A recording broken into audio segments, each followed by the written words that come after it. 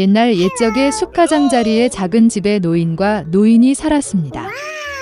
그들의 삶의 모든 것이 논쟁 중이었고 한 가지만 빠졌습니다. 노인과 할머니는 자녀가 없었습니다.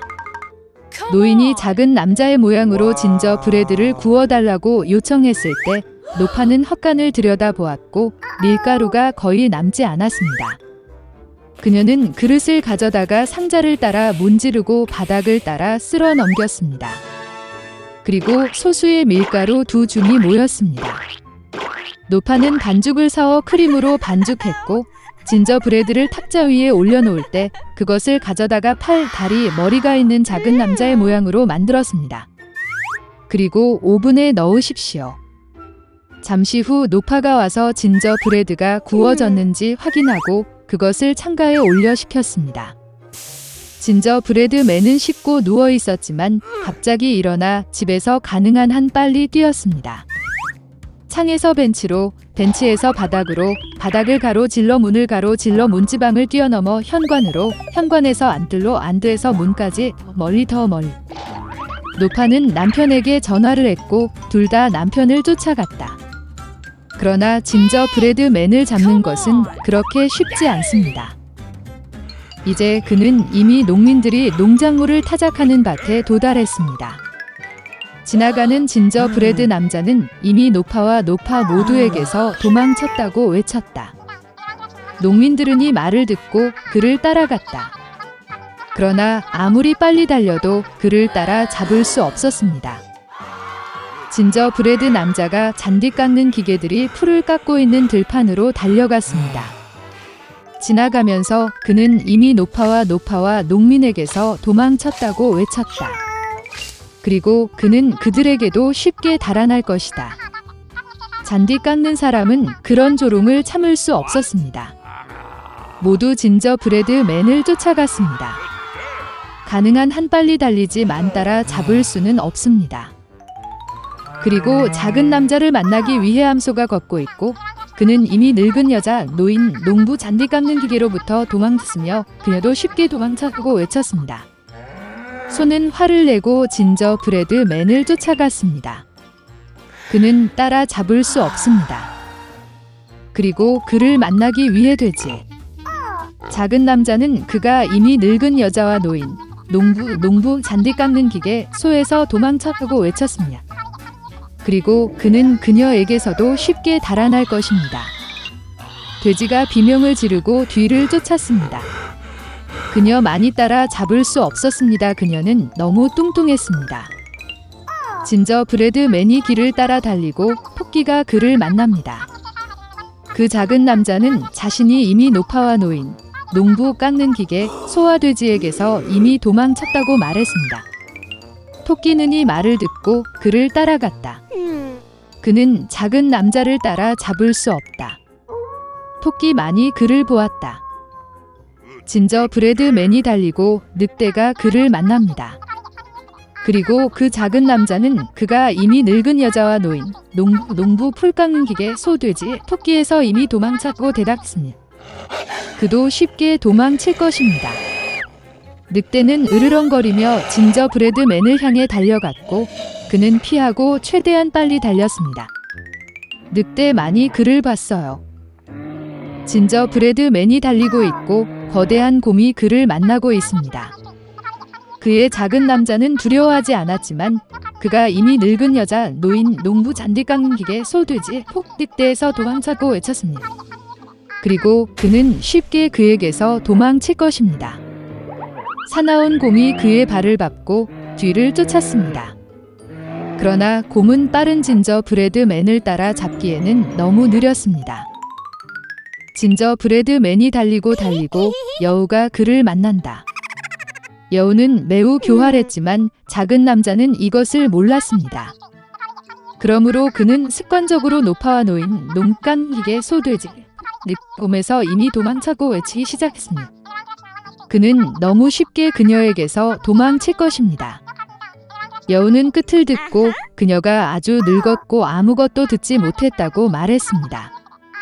그녀는 작은 남자에게 더 가까이 다가와 그것을 반복해달라고 요청했습니다. 그녀의 어리석은 진저브레드맨을 따르고 다시 자랑하기 시작했습니다. 여우는 끝을 듣고 여전히 아무것도 듣지 못했다고 말했습니다. 그녀는 그 작은 남자에게 더 가까이 다가가 다시 반복해달라고 요청했습니다. 진저브레드맨은 동의했고 그때 오직 여우가 그에게 끼어들었을 때 새로 시작했습니다. 그리고 그것을 먹었습니다. 그리고 진저브레드맨은 더 이상 자랑하지 않습니다. 옛날 옛적에 아이가 없는 여자가 있었다. 그녀는 한때 좋은 마녀에게 도움을 청했습니다. 그 여자는 아이를 꿈꾸고 있다고 말했다. 마법사는 그녀에게 씨앗을 주었고 그것을 화분에 심으라고 명령했습니다. 그 여인은 매우 기뻤고 노파에게 감사하고 집으로 돌아갔습니다. 집에서 그녀는 씨앗을 심고 물을 주고 참을성 있게 기다리기 시작했습니다. 곧 튤립처럼 크고 멋진 꽃이 화분에서 자랐습니다. 꽃잎이 열리자 안에 작은 소녀가 있었습니다.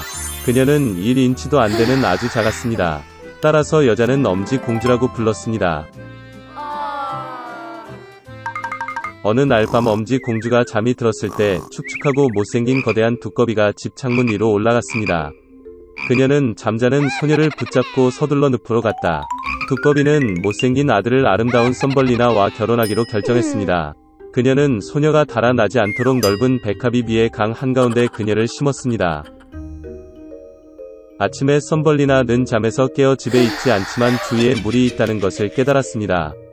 소녀는 끔찍한 운명이 그녀를 기다리고 있다는 것을 깨달았을 때 몹시 울었습니다. 이 순간 작은 물고기가 헤엄쳐 지나갔다. 그들은 썸벌리나에 대해 미안하다고 느꼈습니다. 그들은 백합의 줄기를 갉아 먹었고 잎은 소녀와 함께 흐름과 함께 떴다. 큰 딱정벌레가 지나갔다. 아름다운 소녀를 본 그는 그녀를 붙잡고 그녀를 나무로 데려가 친구들에게 소개했습니다. 그들은 모두 그녀의 아름다움을 부러워했지만 썸벌리나는 매우 못생기고 회사에 있을 수 없다고 말했습니다. 친구들의 압력을 받아 딱정벌레는 그녀가 못생겼다고 결정하고 소녀를 땅에 내려놓고 작별 인사를 했습니다. 여름 내내 썸벌리나는 숲에서 혼자 살았습니다. 그녀는 풀과 나뭇잎으로 요람을 만들었습니다. 그녀는 꽃가루와 이슬을 먹고 맑은 날씨에 햇볕을 쬐고 큰 우엉이 발에 비를 피해 숨었습니다. 그러나 곧 찬 비와 바람이 몰아쳤다. 썸벌리나는 겨울 복장이 없었고 얼기 시작했습니다. 소녀는 배고픔과 추위에 시달렸습니다. 그리고 어느 날 그녀는 들쥐의 보호를 받았습니다. 그들은 영광스럽게 함께 살았습니다. 소녀는 집안일로 쥐를 도왔고 그녀의 동화를 말했으며 그 대가로 따뜻한 집과 음식을 받았습니다. 들쥐에는 부자가 된 눈먼 두더지인 이웃이 있었는데 그는 항상 자신의 재산을 세어이 일을 했습니다. 눈이 멀더라도 두더지는 썸벌리나가 매우 귀여워서 그녀와 결혼하겠다고 제안했습니다. 그러나 소녀는 이것에 대해 전혀 행복하지 않았습니다. 그녀는 지루한 두더지를 좋아하지 않았습니다. 한 번은 지하 통로를 걷다가 추위로 거의 죽을 뻔한 상처 입은 제비를 보았다. 겨울 내내 그녀는 아픈 새를 돌보았고 봄에는 그것을 고쳤습니다. 결혼식 전에 썸벌리나는 마침내 태양에 감탄하기 위해 위층으로 올라가게 해달라고 마우스에게 요청했습니다. 그녀가 쥐 구멍에서 나왔을 때 그녀는 제비를 보고 치료했습니다. 썸벌리나는 새에게 그녀가 더러운 두더지와 결혼하고 깊은 지하에서 그와 함께 살도록 강요당하고 있다고 불평했습니다. 제비는 소녀에게 따뜻한 땅으로 날아가도록 초대했고 그녀는 동의했습니다. 그녀는 재빨리 쥐에게 작별 인사를 하고 제비 위로 올라갔고 그들은 날아갔습니다. 멋진 나라에 도착한 썸벌리나는 아름다운 꽃이 가득한 거대한 초원을 보았습니다. 그녀는 자신이 살기에 가장 아름다운 꽃을 선택했습니다. 갑자기 그녀는 꽃에서 날개 마니는 그녀와 같은 작은 남자를 보았다. 엘프의 왕이었습니다. 그리고 엘프는 모든 꽃에 살았습니다. 아름다운 엘프는 자신만큼 작고 아름다운 소녀를 본 적이 없습니다. 그는 즉시 썸벌리나와 사랑에 빠졌고 그녀를 그의 아내, 즉 엘프의 여왕이자 꽃의 여왕이 되도록 초대했습니다. 그녀의 모든 모험 끝에 소녀는 매력적인 왕자의 제안을 듣고 기뻤습니다. 그녀는 행복하게 동의했습니다. 엘프는 엄지 공주를 손으로 잡았고 동시에 두 개의 날개가 그녀 뒤에 나타났습니다. 이제 그녀는 엘프의 여왕이 되었습니다. 그 이후로 그들은 행복하게 살았습니다.